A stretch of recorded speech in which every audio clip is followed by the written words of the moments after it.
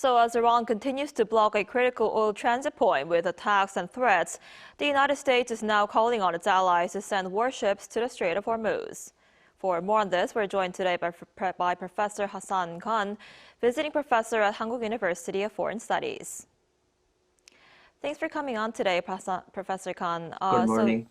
So Trump has, called on South Korea and other countries to send warships to protect the Strait of Hormuz. And it also bombed an island that's a vital Iranian oil hub. How might this war play out from here? Could this ignite an energy war that further inflames global oil markets? Yes, in fact, that is actually plausible scenarios. That the immediate military contest is no longer is about Israel or the United States strikes on Iran or retaliation from Iran on their assets.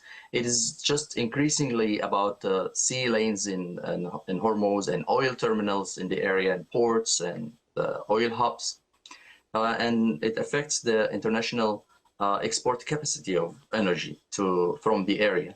As we know, that Trump has called for allies warships to, and that he wants coalition efforts to reopen the Strait of Hormuz. But as for now, we don't have any clear confirmation from these countries. We could see that Korea also has not given a clear answer to that, and they said we are reviewing the request. This actually shows us that Trump's desperate call for asking for a coalition to help, because in the beginning of this war, he said that when Britain tried to propose to help in this war, he refused, and he said Britain wants to join already one war. So, but now he's calling himself for a coalition. So we can say this is a hybrid war of pressure. United States and Israel on Iran, but Iranian also retaliate through missiles, drones, and proxy wars in the area. So yes, this could absolutely become an energy war. The conflict has already widened around the Middle East by more than, and we could see that the reduction of oil import from the area by almost 7 million barrels per day.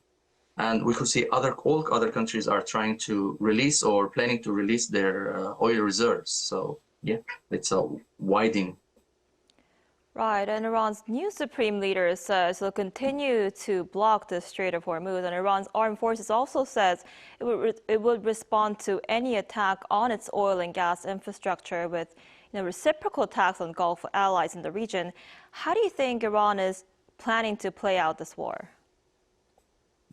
We can see clearly that Iran wants to impose the costs on the U.S., Israel, and also their allies in the region.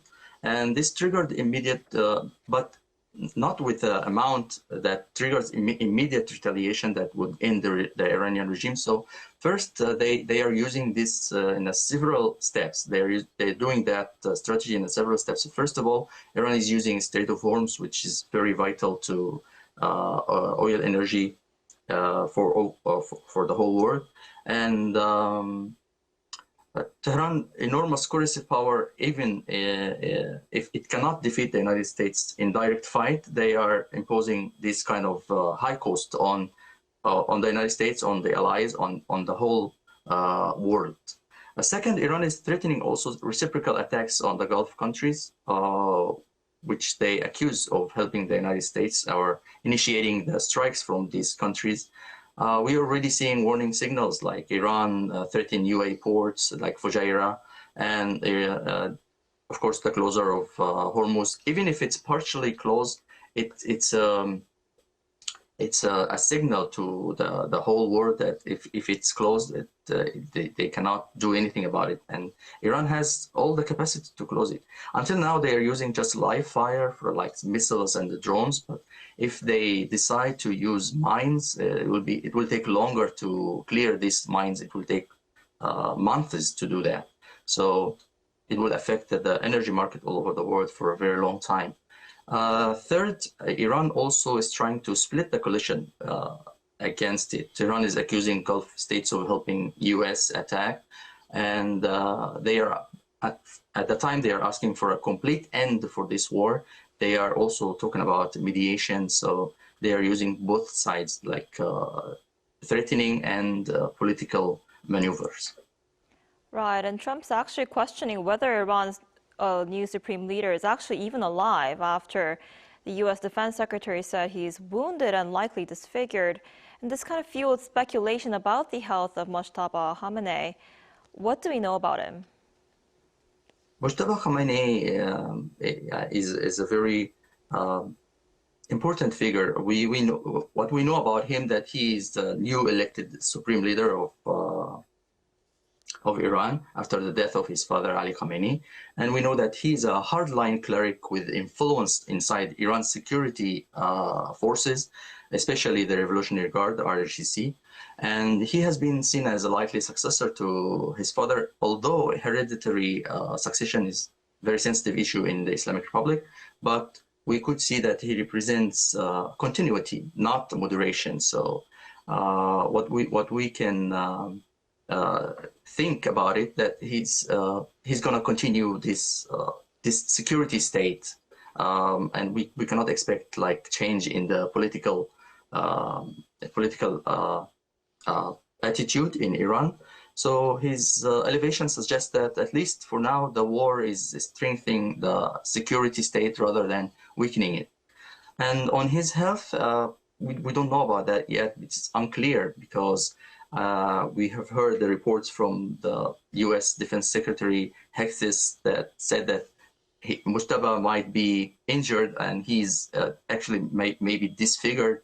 And we haven't seen Mojtaba since his elevation to power yet, but we have his talks that he's going to continue the fight against the United States, and he will ask for compensation for the damage they have done. But we haven't seen that he's talking in person yet. So Mojtaba Khamenei looks less like a reformer and is a traditional figure, and more a face of a wartime hardliner that leads the security state and continue. I see. And you talked about the possibility of this war widening. The U.S. embassy in Baghdad was actually attacked, and the U.S. is now telling all American citizens to leave Iraq immediately. So is this war spreading to other Middle Eastern countries?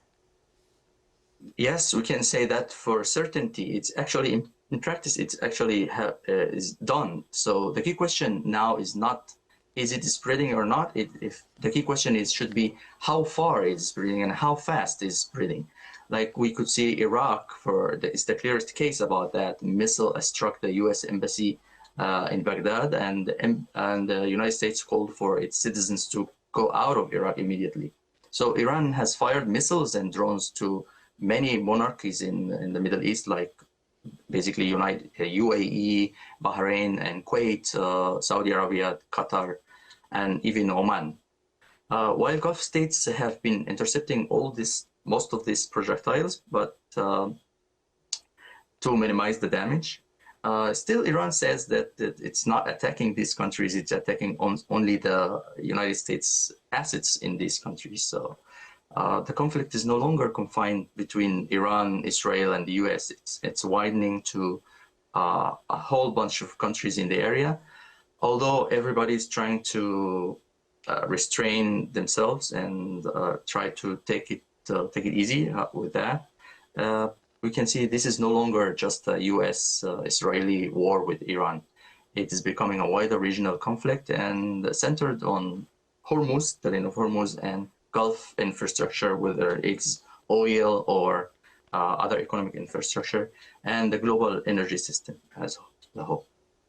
Right. We'll have to see how that goes. All right, Professor Khan, thank you so much for your time and insight today. We appreciate it. Thank you so much. Thank you for having me.